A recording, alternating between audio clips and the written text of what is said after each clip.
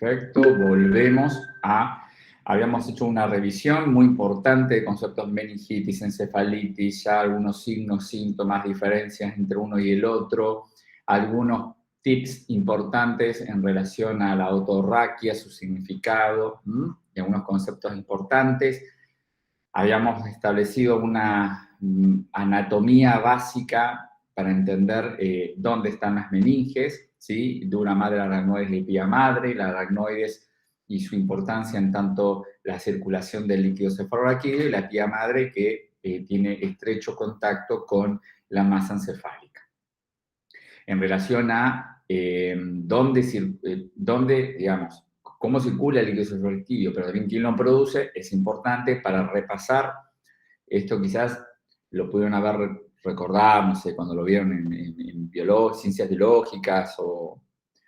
Bueno, ustedes me dicen que no vieron meningitis en segundo año, pero vamos a aprenderlo. El líquido cefalorraquídeo se secreta en los plexos coroides, ¿sí? Plexos coroides, de forma continua, activa. Luego, ese líquido cefalorraquídeo que está en los plexos coroides de los ventrículos laterales pasa a una estructura que se llama el tercer ventrículo, por el agujero de Monro, luego el acueducto de Silvio y al cuarto ventrículo.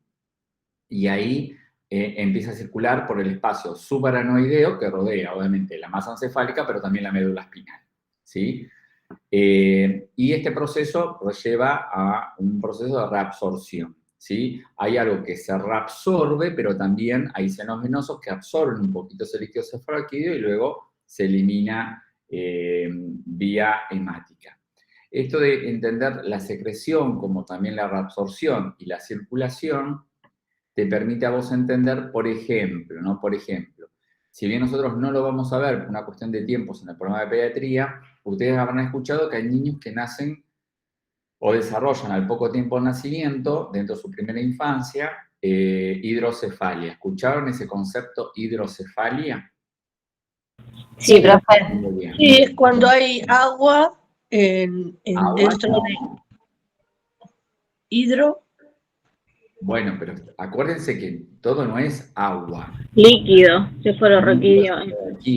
Muy bien. Perfecto. Ahí sí, un incremento del líquido cefalorraquídeo. Los problemas que pueden tener estos niños con hidrocefalia, ¿sí? Pueden ser por un fenómeno que aumente la producción, altere la circulación o perturbe la reabsorción, ¿sí? Por eso es importante entender estos conceptos de secreción, circulación, reabsorción. Porque, Profe, ¿lo puede repetir, por favor? sí, ustedes habrán escuchado que hay niños que tienen hidrocefalia, que se deja notar, obviamente, porque como los huesos craneales no están todavía fusionados, permiten desplazamiento, por eso realmente la hipertensión craneana en los niños pequeñitos, ¿no? Dentro de la primera infancia, permiten cierta laxitud de poder mover la bóveda craneana y tolerar el aumento del líquido cefalorraquídeo o el aumento de la circulación sanguínea o la encefalitis, porque se puede desplazar. Eso que no ocurre en el adulto, ¿sí? En el adulto ustedes van a escuchar, no sé, los que hagan terapia intensiva el día de mañana, que hay pacientes a los cuales se desplaqueta. Desplaqueta, es decir, se hace un orificio endocraniano, ¿sí? Se saca una parte de una placa endocraniana para poder permitir una salida a la compresión generada por el aumento de la presión intracraniana. Les voy a mostrar una imagen de desplaquetamiento. Esto lo van a ver, ya te digo, pacientes en cuidados intensivos, ¿sí? Bueno, justo apreté Flenny. No, acá quiero ver una foto. Van a ver pacientes que lo desplaquetan, ¿sí? ¿Ven acá la imagen? Ah, sí, ahí sí. Esto, generalmente son heridas muy cruentas. Lo que se busca hacer es para permitir cierto desplazamiento óseo, ¿sí? Acá están desplaquetando, ¿sí? Le hacen un orificio al cráneo, le sacan un pedacito de tejido craneal, ¿sí? Generalmente son desplaquetamiento, generalmente es, ya te digo, Tienen varias formas de desplaquetar, pero a ver cuál hicieron a esta chica. Bueno,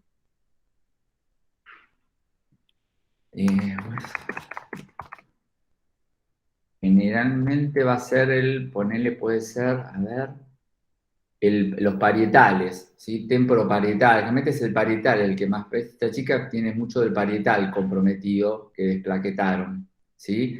Hay pacientes que vos, a veces, hoy por hoy el hueso se guarda, ¿sí? Se lo mantiene una solución preparada de nutrientes. Pero si pasa mucho tiempo, yo ese hueso después no se lo puedo volver a poner.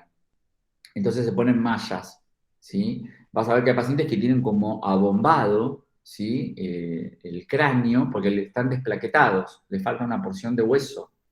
Generalmente es el parietal, o una porción del parietal.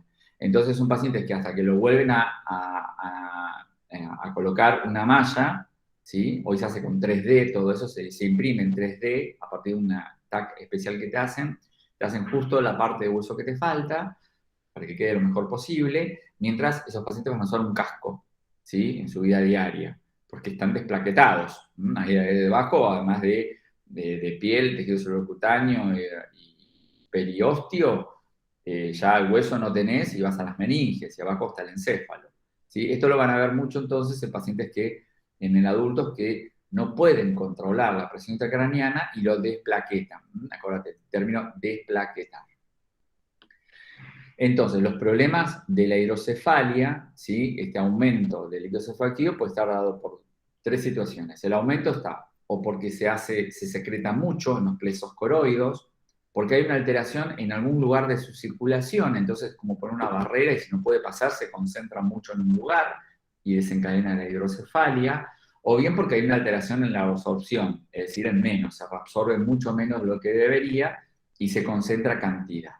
¿Sí? Ahí están los conceptos importantes de secreción, circulación y reabsorción, ¿sí? Del líquido cefaloquídeo, empezando por los plexos donde se forman los ventrículos laterales, pasa al tercer ventrículo, alcanza al cuarto ventrículo y ahí el espacio subaranoideo de toda la columna espinal, donde yo con la punción lumbar voy a tomar la muestra.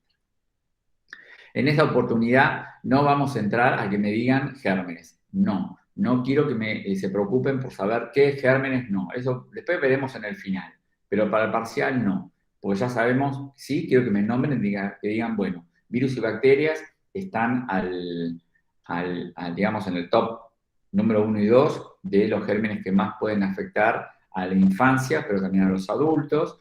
Y de ellos dos, las virales son las más frecuentes. Las virales se entienden dentro del capítulo de las asépticas o casi asintomáticas porque promueven muy pocos síntomas, y las bacterianas me preocupan porque desencadenan sintomatología rápidamente. Ya algo vimos recién cuando hicimos la diferencia entre meningitis y encefalitis, y la meningitis, además de alcanzar la masa encefálica, puede promover abscesos cerebrales, ¿sí? Punto. Con eso alcanza. Entonces, la etiología, lo que recién yo dije, no se metan en hilar muy finito en relación a según los meses de vida que puede estar pasando. Esto cuando hagamos la práctica integrada dentro de un medio año, los que hagan pediatría, bueno, van a tener que sentarse a leer esto, porque eligieron pediatría.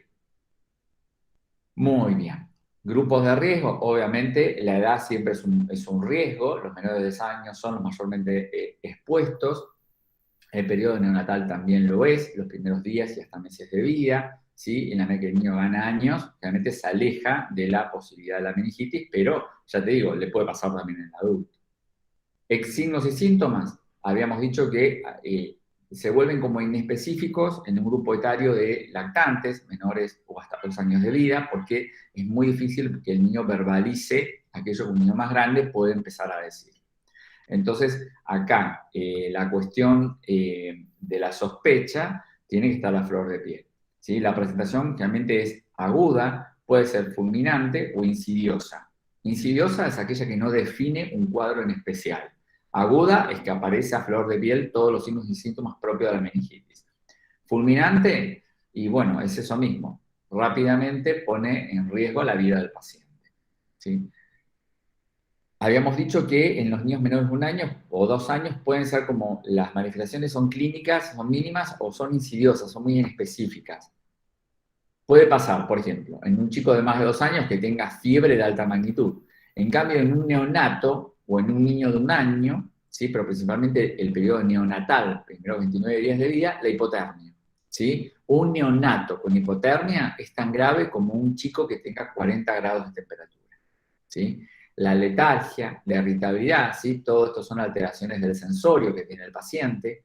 Rechazo al alimento, eso hace, por ejemplo, a un lactante, que la mamá dice, no me está queriendo alimentar, le pongo la mamadera, le pongo el pecho y escapa, no quiere alimentarse. Vómitos y hasta diarreas pueden ser parte de la sintomatología. Pero yo te muestro todo esto y esto puede ser, no sé, una gastroenterocolitis, ¿sí? Vos decís, la letargia en una gastroenterocolitis, ¿puede ocurrir letargia e irritabilidad en una gastroenterocolitis? Les pregunto a ustedes, que vimos el tema la semana pasada con Vanessa y conmigo. Sí, profe, están relacionados. Sí, porque en la medida que el paciente deshidrata, puede generar una alteración del sistema nervioso central. Yo no entré a explicarles porque, bueno, se daría un cuello de botella, pero las deshidrataciones pueden ser hipotónicas, isotónicas o hipertónicas. Una deshidratación hipertónica con alta concentración de sodio endovascular deshidrata la célula y genera rápidamente signos neurológicos en un paciente con una diarrea porque deshidrata con exceso de sodio. Eso es para más un cuidado especializado. Por eso no se los expliqué la semana pasada, ni quiero que lo sepan ahora no. Pero sepan que un cuadro de gastroenterocolitis, de los buenos, de esos agudos que deshidratan de forma grave, eso sí lo vimos, como se calculábamos todos los signos y síntomas, puede desencadenar este tipo de problemas, ¿sí? La letargia, la irritabilidad. Puede haber fenómenos convulsivos, generalmente tónico-clónicos generalizados, ¿sí? Y a veces focalizados, que son los de más alto riesgo, ¿sí? Un chico que me convulsiona tónico-clónico generalizado tiene mejor pronóstico que uno que es focalizado, ¿sí? Que tiene una porción o un hemicuerpo que es convulsiva y el otro no, ¿sí? Eso ya, imagino que, ¿vieron convulsiones en segundo año? Epilepsia, convulsiones.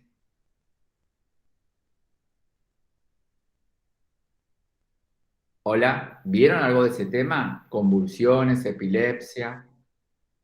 Algo, no sé, Sí, ¿escucharon? profe, solamente vimos una... Sí, sí, sí. Muy bien, perfecto. Entonces sabrán que las convulsiones focalizadas siempre tienen peor pronóstico que las generalizadas, ¿sí? A pesar de que uno cree que lo generalizado es peor, ¿no? Cuando un chico te convulsiona generalizadamente tónico-clónico, es un poco más tranquilizante que el niño que lo hace focalizado. Habíamos dicho que hay la presencia de signos meningios, que esos es el cardinal. Si están, hay meningitis. Si no están, sospecha una encefalitis. Y son de aparición tardía. Es decir, cuando aparecen, es decir que la infección ya está. No estamos empezando. Estamos ya a mitad de camino de la meningitis, ¿sí? Y la fontanela llena, ¿sí?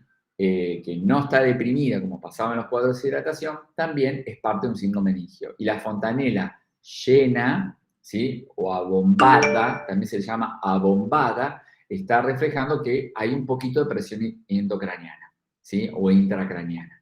Acordate, cuando te digan, si un paciente tiene la fontanela abombada, ¿sí? ¿Signo de qué puede ser? De hipertensión endocraniana. También puede presentarse algunas lesiones en la piel que son las petequias y la púrpura, ¿sí? Recuerden que las petequias, ¿sí? Que esto se puede dar en algunas meningitis meningocóccicas, se da realmente aparecen en la piel, ¿sí? Mucho las petequias. Recuerden que la diferencia entre una petequia y el eritema, miren, estas son petequias. Vamos a poner acá. Acá tenemos petequias en un miembro inferior. Vamos a ver. Bueno, acá está. A ver si lo pone mejor. Acá. ¿Lo ven? Esto es una petequia.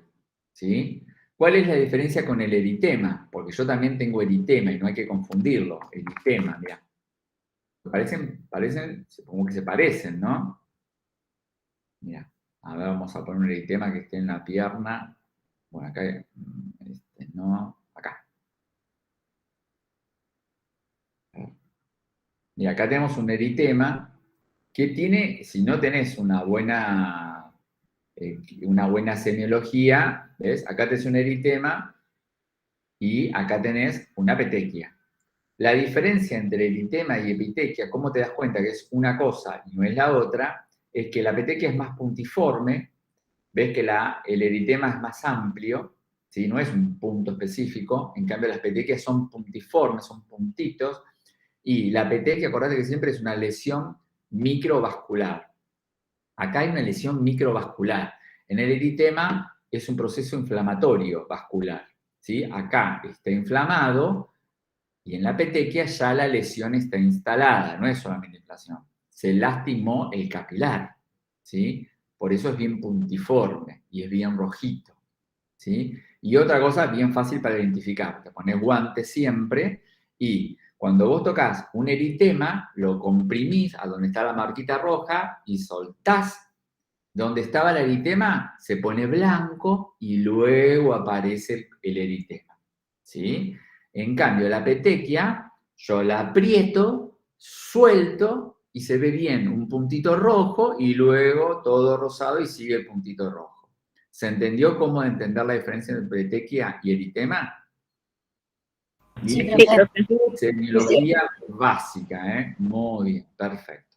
Vamos a ver un video de los signos de Kerman y Brunzinski. Acá lo hacen, dice, te hacen una diferencia entre Kerman 1, Brunzinski 1, 2 y Kerman 1 y 2. Lo importante es que vean cómo se evalúa, ¿sí? Y la respuesta típica del Kerman, ¿sí? Y la del Brunzinski.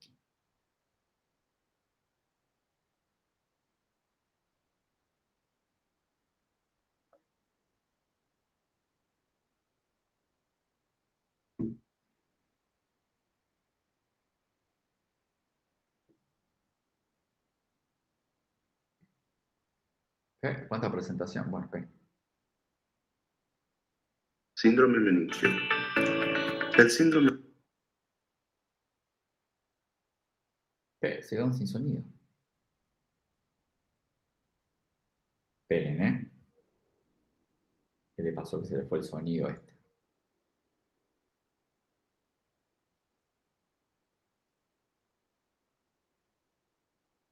A ver, denme un minutito.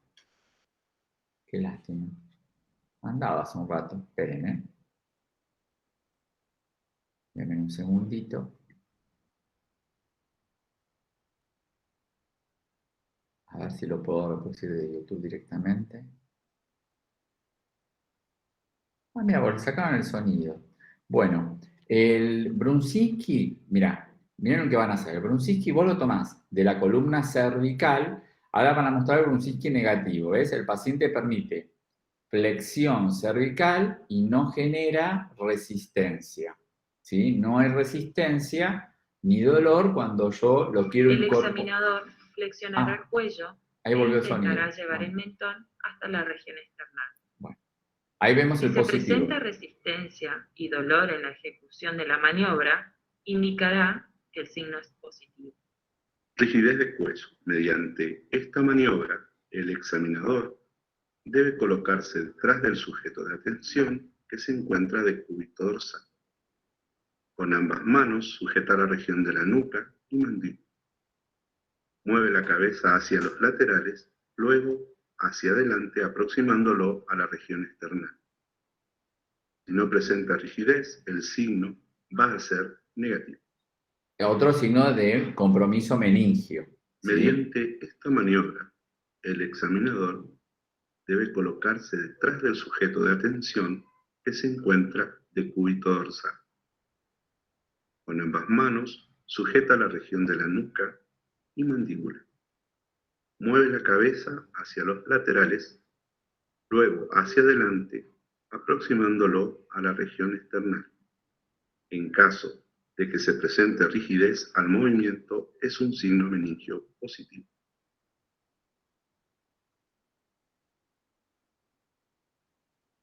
Signo de Kerning 1. Colocado sujeto de atención en decúbito dorsal, el examinador pasa su brazo izquierdo por detrás del tórax del sujeto de atención, mientras con su mano derecha mantiene las rodillas extendidas, A continuación, sienta al sujeto de atención impulsándolo con su brazo izquierdo. La maniobra es negativa cuando al llegar a la posición de sentado, el sujeto de atención no flexiona las rodillas pese a la posición del examinador. ¿Ves? Entonces Colocado el sujeto. el kerning, vos lo incorporás al paciente, pero mantenés una mano también sobre las rodillas. Lo normal es que las rodillas no se flexionen, ¿sí? Que vos lo puedas incorporar, pero las rodillas no se flexionen. Ahora vas a ver lo que pasa cuando se vuelve positivo. De cúbito dorsal, el examinador pasa su brazo izquierdo por detrás del tórax del sujeto de atención, mientras con su mano derecha mantiene las rodillas extendidas.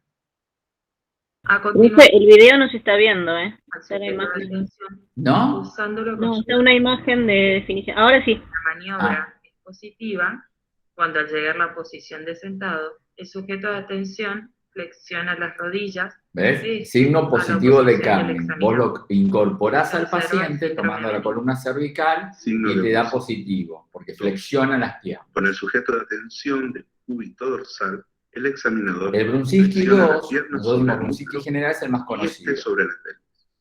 Que La vos le maniobra levantás es negativa una si el pierna otro miembro no y se la flexiona. otra, y el otro miembro se queda quietito. ¿Sí? Con el sujeto de atención ubicado de cúbito dorsal, el examinador flexiona la pierna sobre el músculo y esta sobre la pelvis. La maniobra es positiva si el otro miembro se flexiona. Se observa síndrome meningio.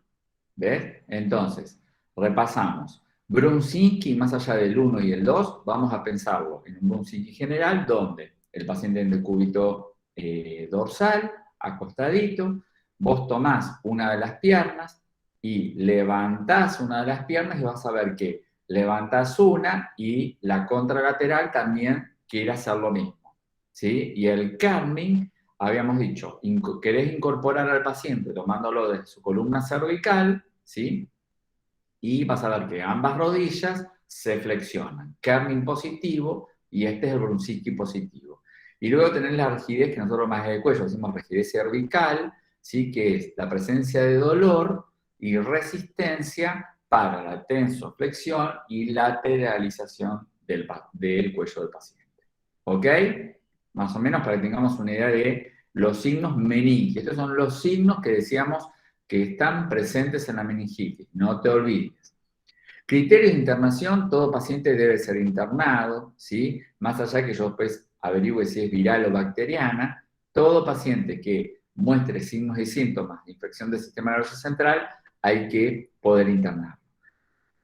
Exámenes complementarios a este paciente, en pediatría solemos pancultivar.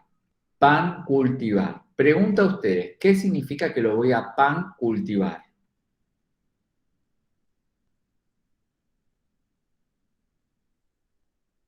Te dicen a vos, enfermera, enfermero, prepare todo para pancultivar a su paciente.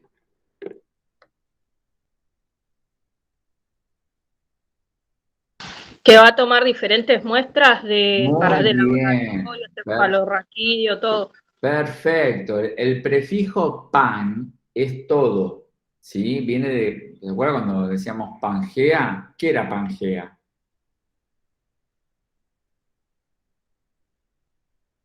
Che, yo eso lo vi en una primaria, ¿eh? Pangea, un solo continente, un gran continente, ¿sí? Pangea era el continente primordial que tuvimos en la Tierra, después se separó. Entonces, cuando el prefijo pan significa todo, o uno grande. Entonces, cuando a vos te dicen vamos a pan cultivar, vamos a hacer muchos cultivos. Y como muy bien dijo esa colega, vamos a tomar, por ejemplo, díganme los cultivos más frecuentes que podemos tomar. Urocultivo, Muy bien, ¿cuál más? Otra persona. La punción lumbar. Muy bien, otro más.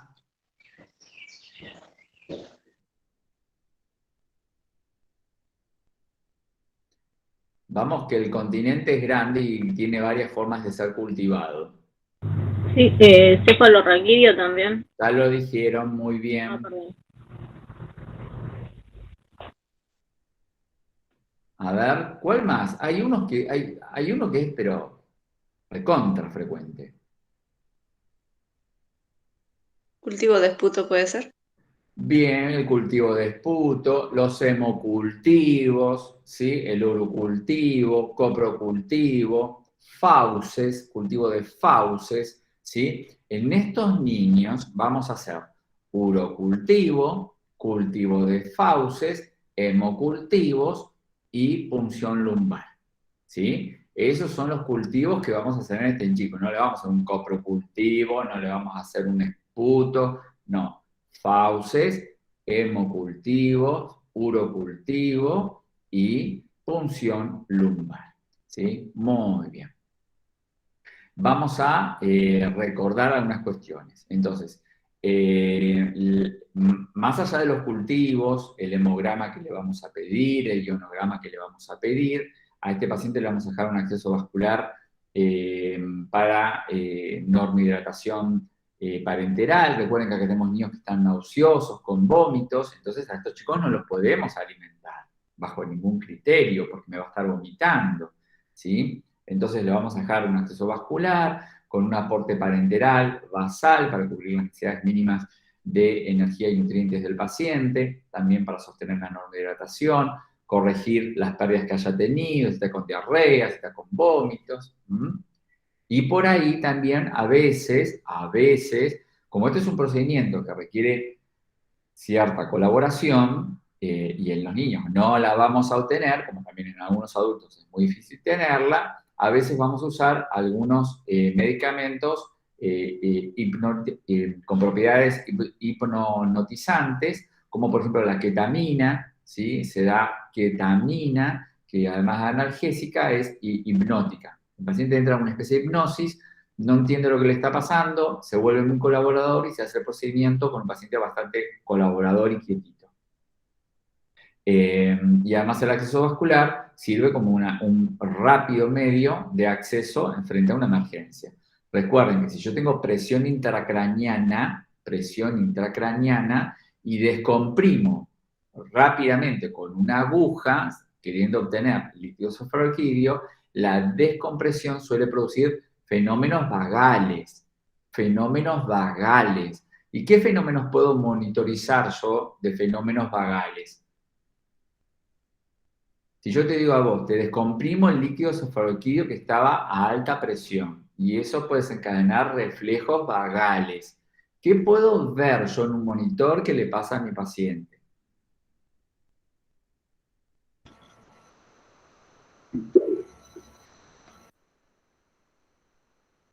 ¿Que se orine?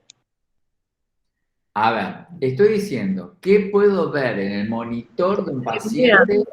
Entonces, escuchen bien la pregunta, porque yo estoy diciendo, ¿qué se ve en el monitor? Que se orina.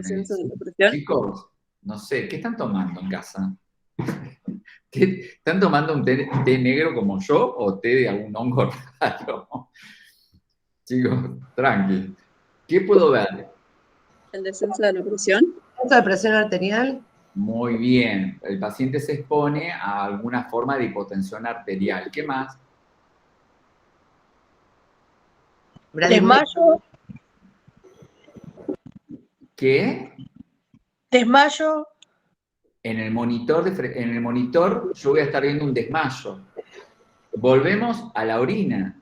Bradipnea, profe. ¿Quién es la que me dijo el desmayo y me dijo la orina? Claudia, seguí tomando lo que tomaste a la mañana que venías bien. Ahora estás tomando la equivocada. No sé. Cambiá de hongos. No sé. Mejor, Claudia, no opines más porque venís para arranca abajo. Bien. Lo que estoy monitorizando significa lo que estoy viendo en un monitor, les acabo de decir.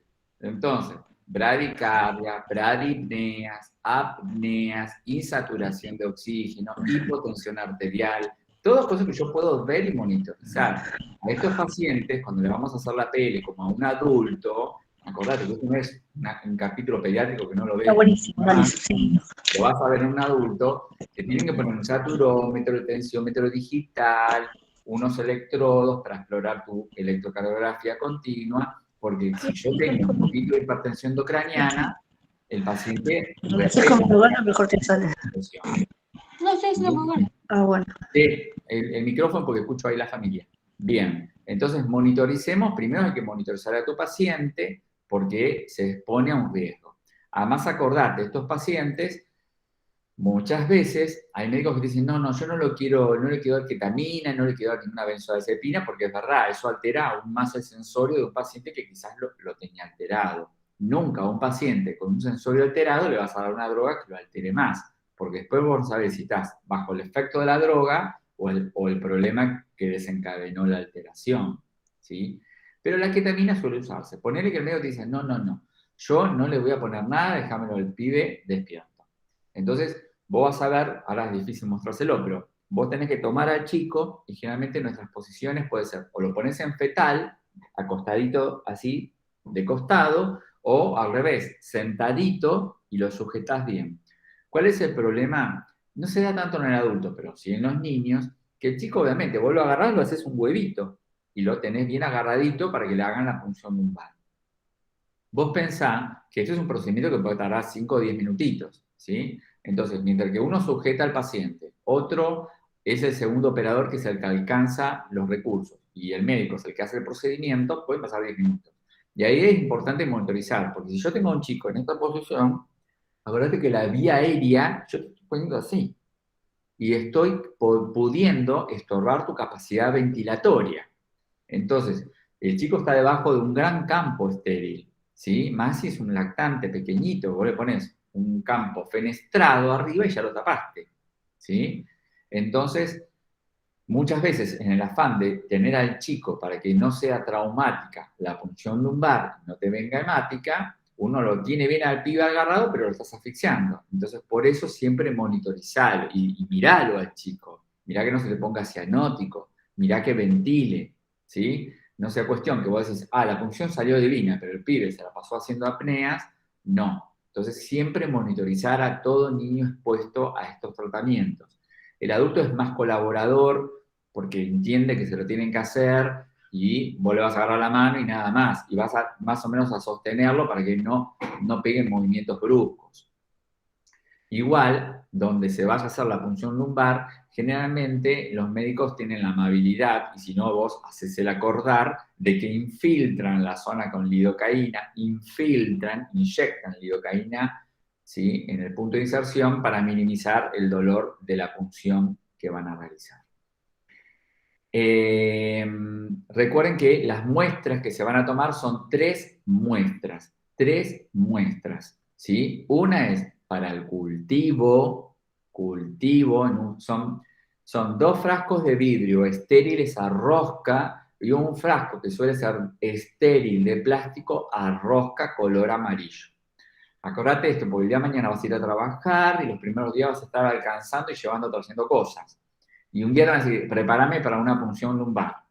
Tenés que tener 2 frascos de vidrio a rosca negra estériles y después un frasquito son a rosca, que puede ser de vidrio o de plástico, de tapa amarilla, es un clásico eso. Un tubo de vidrio a rosca estéril es para el cultivo. El otro frasco de vidrio a rosca estéril es para el citoquímico. Citoquímico, el prefijo cito, ¿qué significa?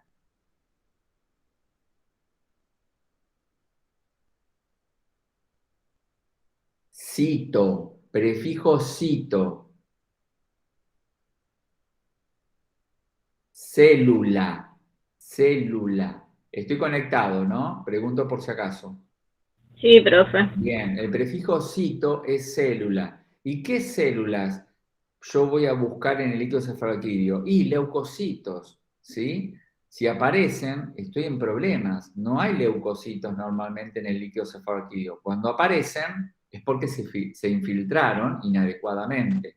Entonces, el cito químico, el cito va a contabilizar cuántos leucocitos tenés en el líquido cefaloquídeo, ¿sí? Y el término químico miraba 2 cositas que habíamos dicho hoy temprano por la mañana. Las concentraciones de ¿qué? Glucosa y ¿cuál más? Proteínas, ¿sí? Entonces, el citoquímico va a mirar la aparición de leucocitos y la concentración de proteínas y glucosa en el líquido cefalorraquídeo. Que glucosa y proteínas normalmente hay, pero un valor determinado. El problema es que en la meningitis bacteriana y en la viral, ¿sí?, estos valores escapan de lo normal. No voy a entrar a la cosa específica de si está mucho o bajo, pero quiero saber cómo se dice. Les pregunto, ¿cómo se dice si hay glucosa en el líquido cefalorraquídeo? Hoy lo dije a la mañana temprano. Glucorraquia. Muy bien, si hay proteínas. Proteinorraquia. Muy bien, proteinorraquia. Ahora, digo, ¿cómo será si aumentó la glucosa en el líquido cefalorraquídeo? ¿Cómo se dice cuando está aumentado? Hiperglucorraquia. ¿Cómo? Hiperglucorraquia. Perfecto, hiperglucorraquia. Si son las proteínas, hiperproteinorraquia. Si bajó, hipoproteinorraquia. Si bajó la glucosa, hipoglucorraquia. ¿Sí? Entonces, recuerden, no vamos a entrar en la especificidad si aumenta o baja, si es bacteriana o viral. Pero recuerden entonces que el citoquímico mide la presencia de células blancas, sí o sí, porque no tiene que haber, y después mira la concentración de glucosa y proteínas. Es decir, mira cuánta glucorraquia hay y cuánta proteinorraquia hay. Y entre paréntesis ustedes podrán decirle al profesor que les pregunte en un final, porque en toda meningitis, sea bacteriana, sea viral o por parásitos o hongos, suelen desvirtuarse sus valores y exponer al paciente a una hiperproteinorraquia o hipoproteinorraquia, hiperglucorraquia o hipoglucorraquia. Ya escuchar a un alumno que te hable con propiedad, eso es fabuloso, ¿sí? Y el tercer frasco, que es de plástico a rosca y siempre es estéril como los demás, sirve para hacer lo que se llama el PCR. PCR. ¿Qué significa qué? ¿Qué significa PCR?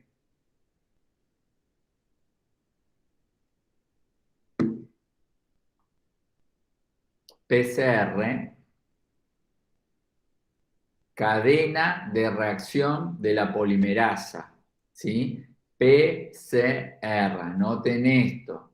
El PCR significa cadena de reacción de la polimerasa. Esto se hace para ver si vos tenés un virus, que ahora están con el COVID, están el PCR, me hice el PCR, tengo que viajar, me tengo que hacer el PCR. Bueno, lo que se está haciendo la gente por el COVID es el PCR, es una reacción de cadena de polimerasa que lo que busca es la presencia de ADN viral. Es un estudio que se hace en cualquier líquido, en cualquier humor. Lo que detecta es que esa cadena de polimerasa reacciona positivamente cuando se encuentra con ARN viral, ¿sí? Entonces, porque ¿qué puede pasar? Yo tengo un paciente que no está muy sintomático para la meningitis. Yo digo, che, no sé si es meningitis. Le hago la PL, me viene un líquido cefalorraquídeo que ¿cómo suele ser a nivel de color? ¿Cómo se le dice el color normal del líquido cefalorraquídeo?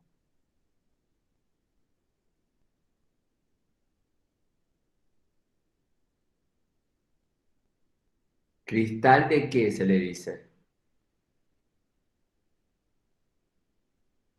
Cristal de roca, ¿sí? Recuerden, el color del líquido cefalorraquídeo normalmente se le dice cristal de roca, es transparente, es brillante, ¿sí? Se le llama cristal de roca, porque pasa un color de cristal, blanco, cristal transparente, ¿sí? Escuchamos eso, es importante, mira que son preguntas de final siempre y de parcial primero. Entonces, yo tengo un paciente poco sintomático, sospecho meningitis, le hago la PL, me viene un cristal de roca y yo digo, bueno, che, no impresiona meningitis. Le haces el PCR para ver si hay un virus oculto, ¿sí? Porque si te da positivo, decís, bueno, la meningitis es viral, poco sintomática, pero es, ¿ok? En cambio, un líquido más tirando opaco, ¿sí? Opalesciente, o a veces viene hasta color blanquecino, eso es terrible, es bien bacteriano, ¿sí?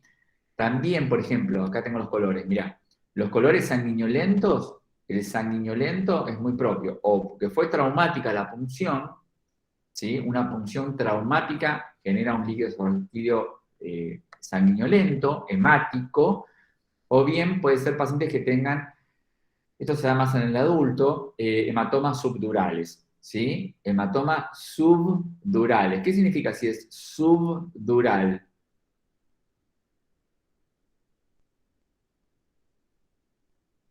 Hola, estamos conectados, ¿no?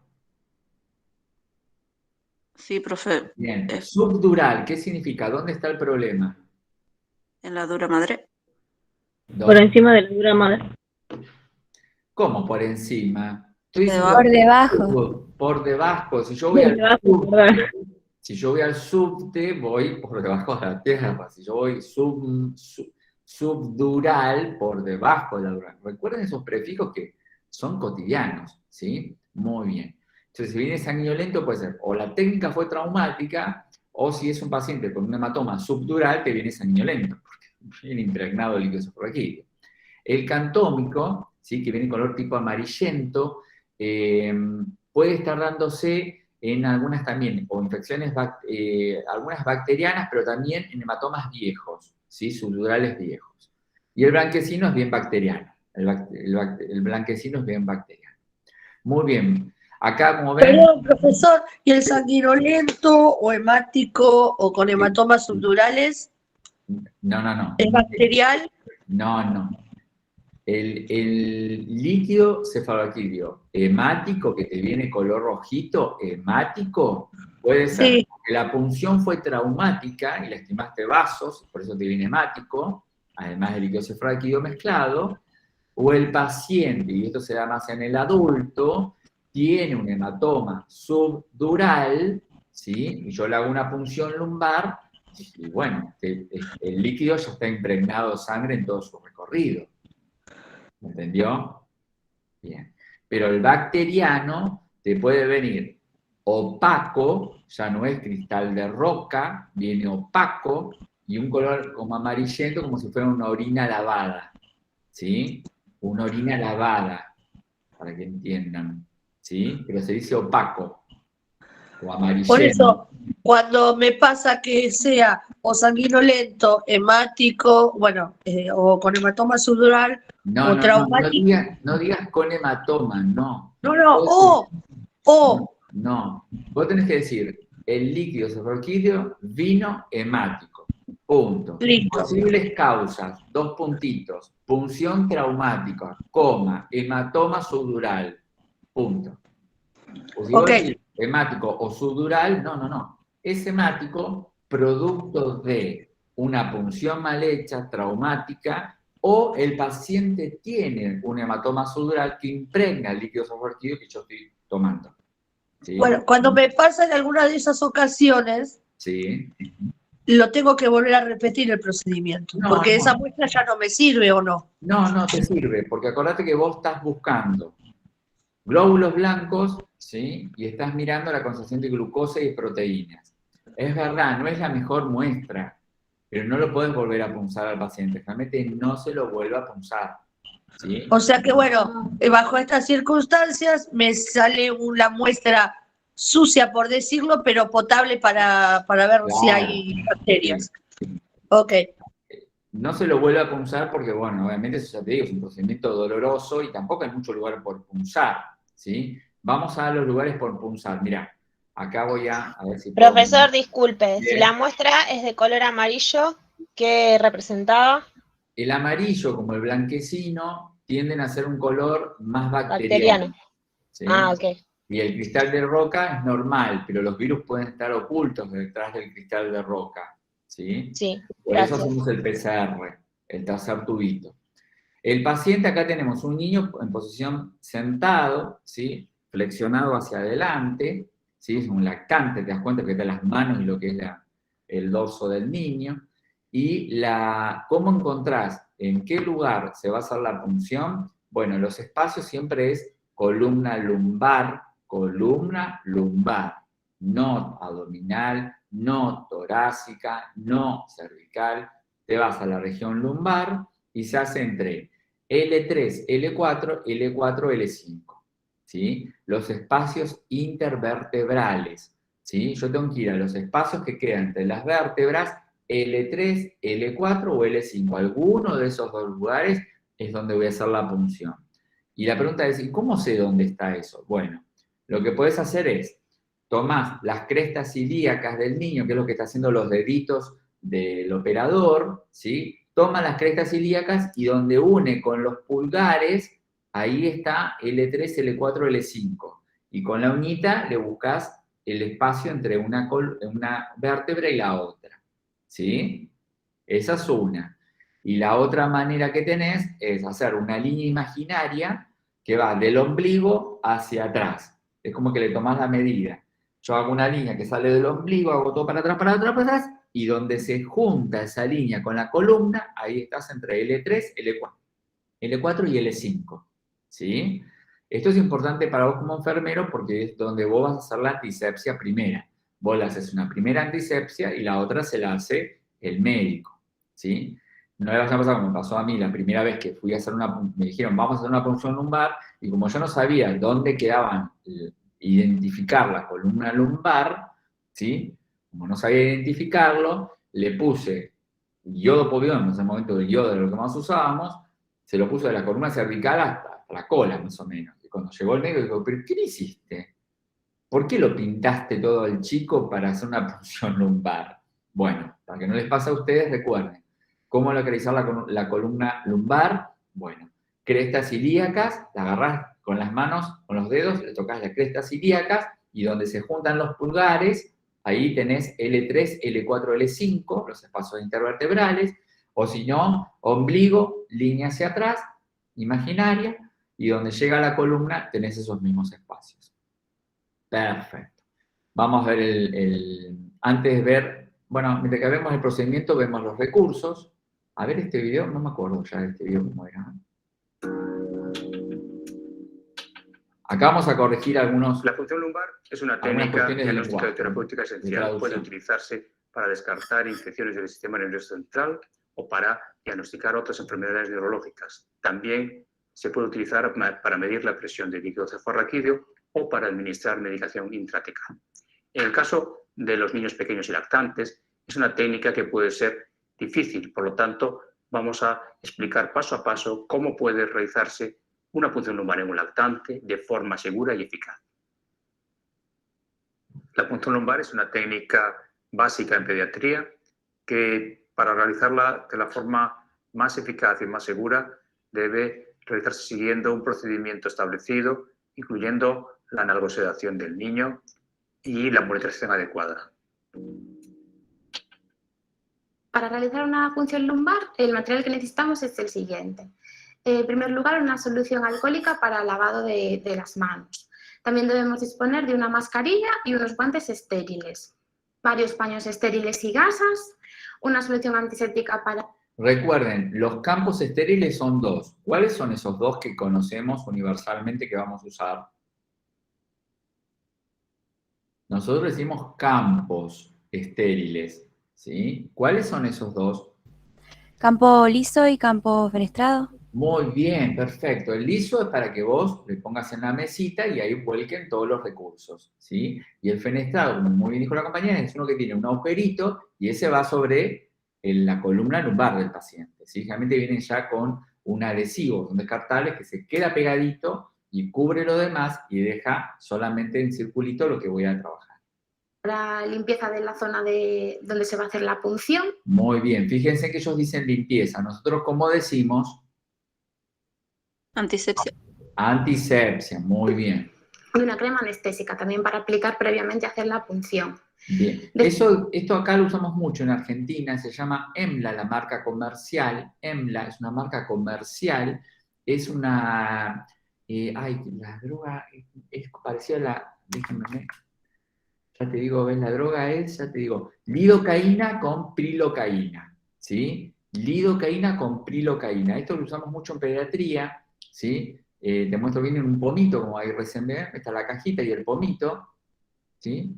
Viene siempre al 5%, y lo que tenés es una cremita que vos le pones, ¿ves que acá tiene como un apósito transparente? ¿Sí? El famoso Tegader, nosotros decimos apósito transparente, porque en marcas hay millones.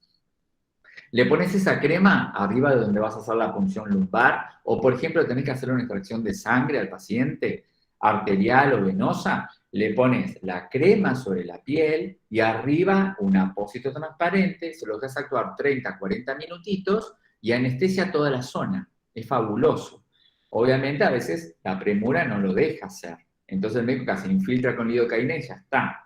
Pero hasta para cuando si vos lo vas a infiltrar y tenés tiempito, ponele el EMBLA, que es la pirocaína con lidocaína. Esto lo puedes pedir para adultos, para todos, y para extracciones de sangre, son buenísimos. Te lo pones 30 minutitos, se lo sacás, antisepsia con alcohol y se hace el procedimiento. Después debemos disponer de agujas de punción lumbar adaptadas a la edad y el tamaño del niño y de unos tubos para recogida de las muestras de líquido cefalorraquídeo. Bien, acá hay algo muy, pero muy importante. Estos tubos nosotros no usamos, ya les digo, nosotros usamos de frasco de vidrio a rosca, ¿sí? Tapa negra. Estos son los Vacutainer que se utilizan para extracción de sangre, no sé por qué pusieron esto acá. Y las agujas de punción lumbar, en los niños no usamos generalmente estas que son de adulto. Nosotros generalmente en la primera infancia hay agujas para pediatría especiales, pero generalmente casi no se cuenta en el mercado argentino de esas agujas. Entonces acordate, y esto es importante porque mira que esto te lo vamos a preguntar, ¿sí? En caso de no contar con agujas de punción lumbar propias del mercado, vos tenés que saber que una aguja endovenosa, ¿sí? Las convencionales que usás para aplicación endovenosa te puede servir, como también en lactantes pequeñitos, una aguja de alas de mariposa, llamadas como, según el mercado, ¿cómo se llaman esas agujas que tienen alas de mariposa? Yo estoy diciendo el nombre genérico. Butterfly. Muy bien, las famosas Butterfly, ¿sí? Que son de Abbott, ¿sí? ¿Ves? Estas que tenemos acá. ¿Las ven acá? Sí, se ve, profe. Muy bien. Nosotros generalmente, si el lactante es muy pequeñito, llevamos la número 23, que es la verde, ¿sí? La verde, la número 23, porque pues se hacen muy grandotas. Y acordate, cuando vas a usar una aguja con alas de mariposa, porque ese es el nombre genérico, Butterfly es una marca de Abbott, tenés que llevar un bisturí estéril, porque acá el médico va a cortar el prolongador para cuando salgan las gotitas poder recoger la muestra, ¿sí? Muy bien, entonces, frente al material, ya sabemos de los tubos, no me vas a decir vas a llevar los tubos rojos de Vacutainer porque me da un ataque, cuando ya lo estamos explicando que no, y ya lo hablamos antes, y de no contar con agujas para edad propias del mercado, vamos a usar aguja endovenosa y o también aguja con alas de mariposa, recordando, número 23, recordando llevar un bisturí estéril para cortar el prolongador. ¿Ok? Sigamos. También en el caso de que necesitemos sedación, debemos tener un monitor de funciones vitales, por ejemplo, un impulsioxímetro. Posteriormente, una vez terminada la técnica, disponer de un spray adhesivo y unos apósitos para colocar en la zona de la punción.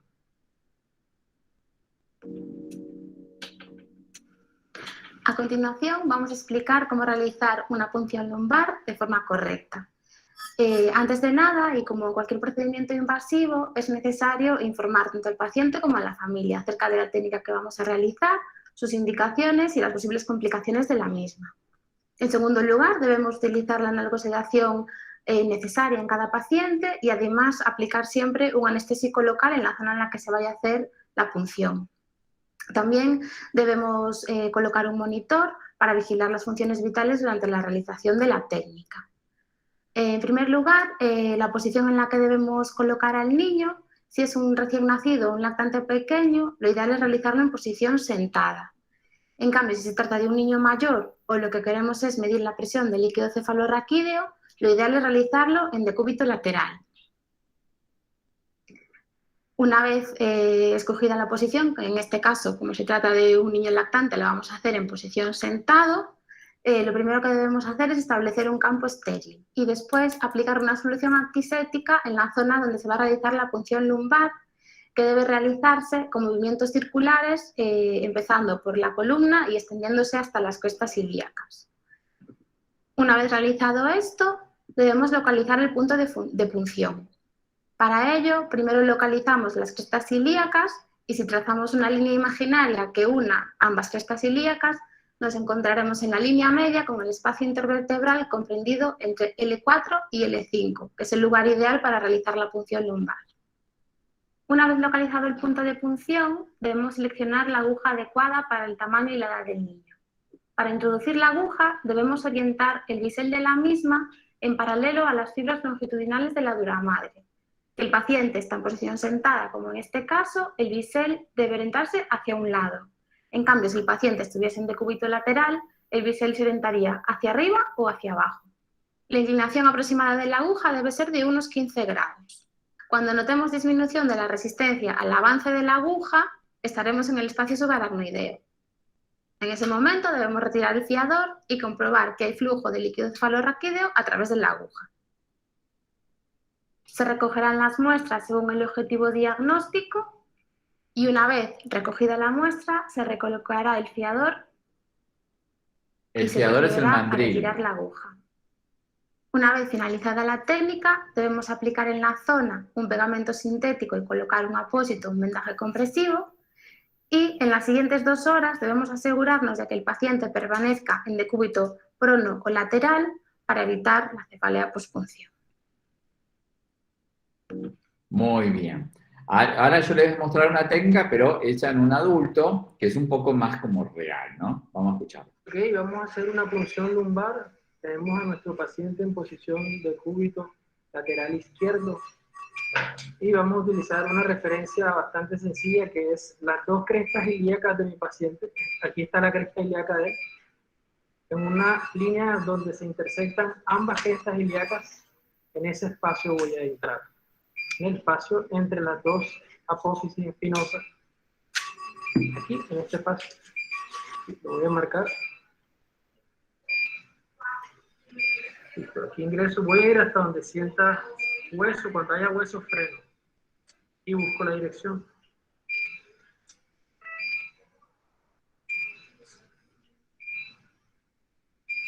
La idea es sentir con mis dedos cuando rompa el ligamento amarillo, cuando lo penetre.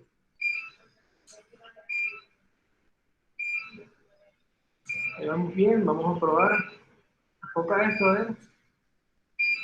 Si hay salida de líquido. No hay salida de líquido. Creo que falta un poco más.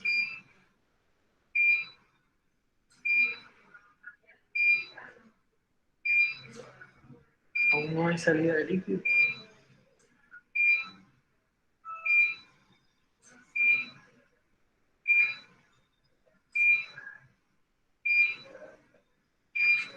Préstame los tarritos. Ahora empezó a venir. Por eso no terminó de sacar el mandril, que venía una gotita. Ahora que yo ingresé, sentí cuando perforé el ligamento amarillo. Igual este calibre tiene buen retorno. Quiero que enfoques aquí cuando veas la salida del líquido. Arriba. Haz una toma desde arriba. Vas a ver el líquido ahí donde va a salir. Ahora que yo saque esto, va a salir. Y vemos el color. Mira, cristal de roca, ¿no? Bien transparente. Se juntan unas gotitas, ¿eh? Son 1 mililitro nada más, 1 o 2 mililitros nada más, ¿eh? No es mucho más de eso, por frasquito.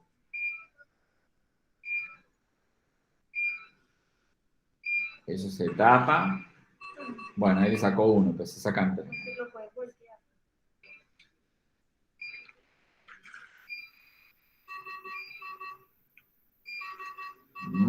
Ahí que hizo mal. Encapuchó la aguja. Bueno, totalmente, eso se descarta. De vuelta alcanzas el descartador y el clic tiene que descartarlo. Nunca hagan eso porque estás en el horno. Hola a todos, ¿qué tal? Esperando que se encuentren Muy bien. bien. Perfecto. Vimos el procedimiento. Vamos entonces a los recursos, ya recién los vimos. Todo lo que los recursos que son propios de la pregunta de siempre, bandeja para preparar. ¿Sí? Los valores normales del líquido cefalorraquídeo son entonces el aspecto cristal de roca, la presión, esto se mide en centímetros de agua, no vamos a entrar en eso, pero recuerden que siempre el líquido circula a una presión y aumenta frente a la presión endocraniana. Células puede no haber ninguna o hasta 10 linfocitos como normal, o ninguna o hasta 10 linfocitos como normal. Recuerden que los linfocitos son de la serie blanca, son leucocitos. Proteínas, ¿ves? Como yo les decía, ¿ves? Hay siempre una concentración igual que la glucosa, pero no vamos a entrar en qué pasa si aumenta o sube. En eso no, pero sí quiero que puedan decir cómo se dice con propiedad cuando está, cuando sube y cuando baja, ¿sí? Otros estudios, hemogramas, que habíamos dicho, la eritrofermentación, para ver si hay leucopenia, plaquetopenia. ¿Qué es leucopenia y plaquetopenia? Si yo digo tengo leucopenia, o plaquetopenia, pasitopenia, ¿qué significa? Que tenemos leucocitos en sangre, circulantes. No, y siempre tenemos. Pero el término leucopenia... Que tenemos pocos leucocitos en sangre. Ah, bueno, sí, pues el leucocito siempre hay en sangre. El problema es que puede haber mucho o poco. Si hay poco, leucopenia. Y si hay mucho... Neutropenia. No, neutropenia es que hay pocos neutrófilos. Y si hay muchos leucocitos... Leucocitosis, muy bien. Plaquetopenia como pancitopenia, ¿qué significa?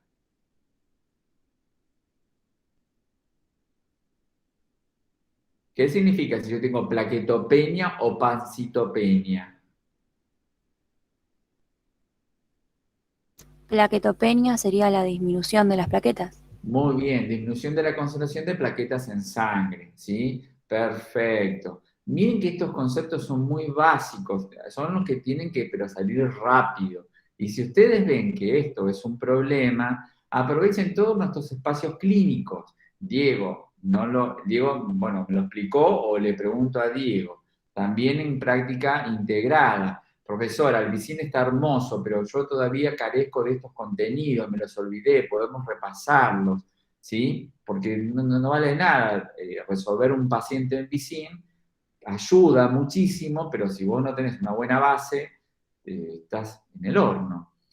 Bien, tratamiento, ¿sí? Habíamos dicho que, bueno, hay un tratamiento de mantenimiento, ¿sí? Mantener la hidratación del paciente, la alimentación cuando se puede emprender, analgésicos para la cefalea, AINES también para el control de los episodios febriles, ¿sí? No se da medicación que pueda estorbar el sensorio del paciente, el reposo, el aislamiento. Estos pacientes tienen aislamiento de dos tipos. ¿Cuál es el aislamiento que tiene el paciente con meningitis?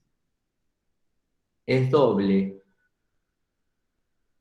De contacto y respiratorio. Muy bien, perfecto. Recuerden, contacto y respiratorio. Entonces acá vas a entrar con barbijo, con camisolín, con guantes, ¿sí? Y la persona que cuida, como va a ser la mamá o el papá, va a estar también con todo, ¿sí? En algunos pacientes, existe todavía, pero ya casi no se usa, ciertas medidas de que si mi hijo tiene meningitis y yo no, bueno, se suele dar medicación como para, por contacto estrecho, minimizar la posibilidad de el contagio de la enfermedad en esa persona que va a estar todo el tiempo cuidando a ese niño, no el enfermero. El padre que va a estar ahí adentro todo el tiempo. Si es que el niño está en condiciones de ser cuidado por la familia, si un chico entra en terapia, es muy difícil que sea así. Pero hay lugares que el chico está más o menos bien, queda encerradito en una habitación con la madre ahí o el padre ahí encerrados todo el día, entonces ¿cómo se llamaba la medicación? Ahora ya me va a venir y voy a decir cuál es el jarabe que le convidamos a la familia, principalmente al padre o a la madre por contacto estrecho, para minimizar la posibilidad del contagio de meningitis. Ya me va a venir. Es viejo, pero como los dinosaurios, por eso ya me olvidé. Ya se usa muy poco, pero hay lugares que puede ser que se los compartan a los padres. El tratamiento en los niños siempre es antibiótico, siempre es antibiótico hasta que se descarte la presencia viral, ¿sí? Si yo digo que es viral, ya está, el antibiótico no tiene por qué darse. Pero siempre, como va a tardar en los resultados, yo tengo que empezar la antibiótico-terapia. Después la puedo suspender. Recuerden que del cultivo del líquido cefalorraquídeo, ¿sí? Yo tengo a las 24 horas el primer resultado. A las 24 horas de un hemocultivo, de un urocultivo o del cultivo de lo que vos quieras, a las 24 horas te van a decir si hay la presencia de algo que esté creciendo, ¿sí? No saben qué, pero pueden determinar que hay algo que está creciendo. Entonces empiezan a decir que se volvió positivo ese cultivo, pero no saben si es una bacteria, cuál, todavía no saben si es una micosis, no saben, pueden decirte que lo que visualizan es el crecimiento de algo. A las 48 horas pueden empezar a definir la existencia de bacterias, micosis, la presencia de virus por el PCR que habíamos explicado, ¿sí? Entonces, y recién a las 72 horas, ¿qué te va a decir? ¿Qué estudio te define el tratamiento antibiótico? Del cultivo, acuérdate. Siempre empiezo el tratamiento antibiótico. A las 24 horas me dicen, mira, algo está creciendo, no sé qué es, pero algo está creciendo. Seguí tomando el antibiótico. A las 48 horas aparece, te dicen, bueno, usted tiene tal bacteria, tiene tal virus por PCR, tiene una micosis, tiene un parásito. Entonces, ahí el tratamiento ya se focaliza, ¿sí? No es lo mismo el tratamiento para una meningitis bacteriana que para una viral, que para una micosis o para un parásito, ¿sí? Y a las 72 horas, generalmente se informa algo. ¿Cómo se llama eso que se informa al tercer día? Que tiene que ver con qué antibiótico es el mejor para tu bacteria. Es más susceptible. ¿Cómo se llama ese resultado? ¿Los resultados del antibiograma? Muy bien. El antibiograma, que se da a las 72 horas y resulta para que vos especifiques el tratamiento antibiótico de tu paciente. Te está diciendo qué antibióticos, ¿sí?, resultan mejores por susceptibilidad a la bacteria que dio tu cultivo. Muy bien. Y la droga principal antibiótica, vas a ver que acá dicen, para menores de 3 meses, para mayores de 3 meses, bueno, para todos, indistintamente la edad, porque no vamos a entrar en esa cosita finita ahora, vamos a decir ceftriaxona, el antibiótico de cabecera para el tratamiento de todas las meningitis, empieza siempre por la ceftriaxona, ¿sí? La ceftriaxona es de la familia de ¿qué? De las cefalosporinas, ¿sí? Es como una prima de la cefalotina, de la cefalexina, ¿sí? De la ceftazidime, ¿sí? Entonces la ceftriaxona es de la familia de las cefalosporinas, y de las cefalosporinas es de tercera generación, ¿sí? Es de la tercera generación. ¿Se entendió hasta ahí? Sí, profe. Muy bien. Y vos decimos, ¿por qué damos ceftriaxona? Porque es la única que pasa lo que se llama la barrera hematoencefálica. ¿Escucharon una vez ese término, barrera hematoencefálica? Sí, profe. Bien. La barrera hematoencefálica está en los vasos sanguíneos que llegan al encéfalo y a las meninges. No es otra meninge diferente, no.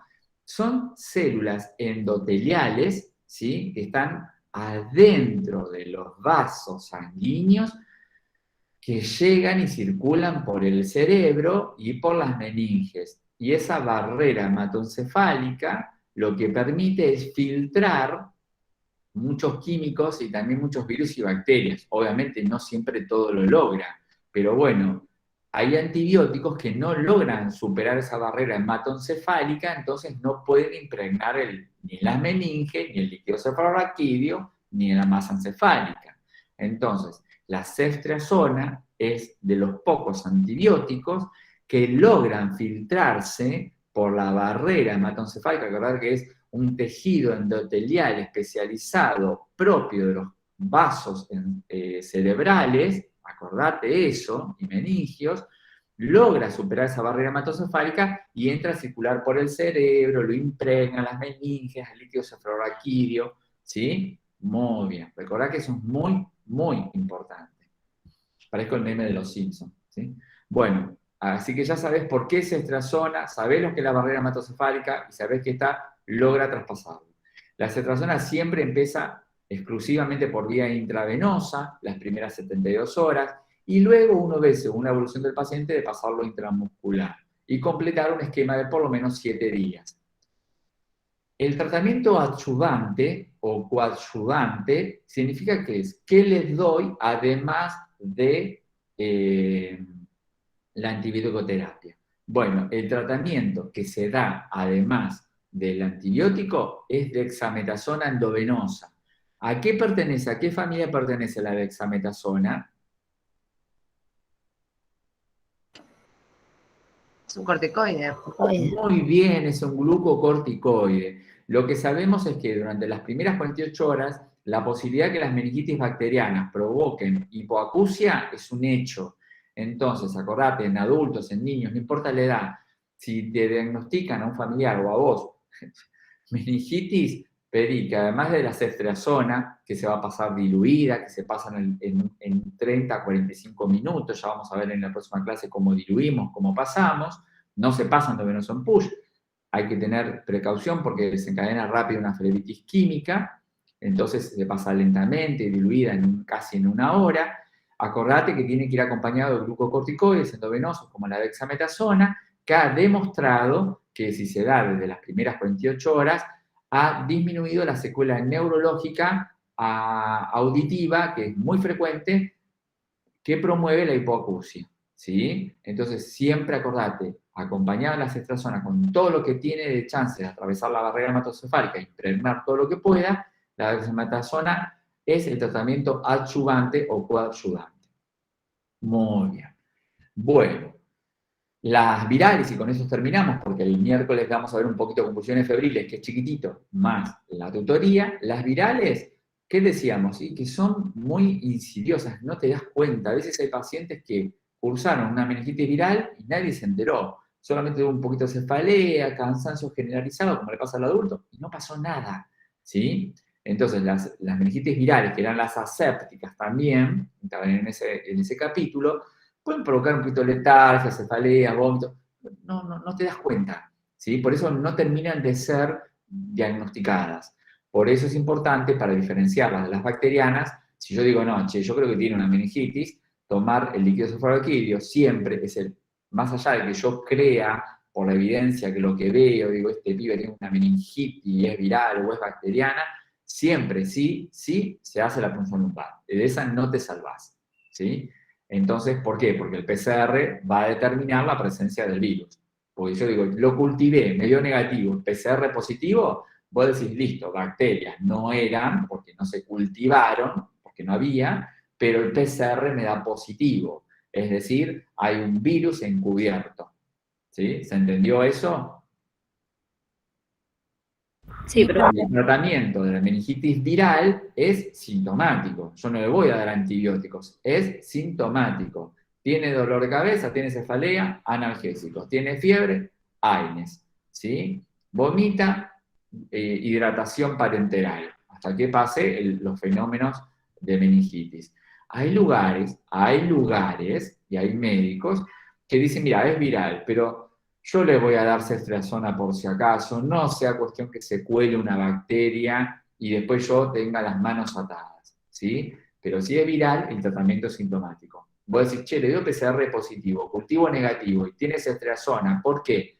Porque estamos cuidando que no pase otra cosa, ¿sí? Que no se cuele una bacteria en medio de una infección viral, ¿sí? Y la dexa siempre está, ¿ok? ¿Se entendió? Sí, profe. Bueno, Sí, profe. hemos aprendido, creo que hoy, cuestiones maravillosas que le van a servir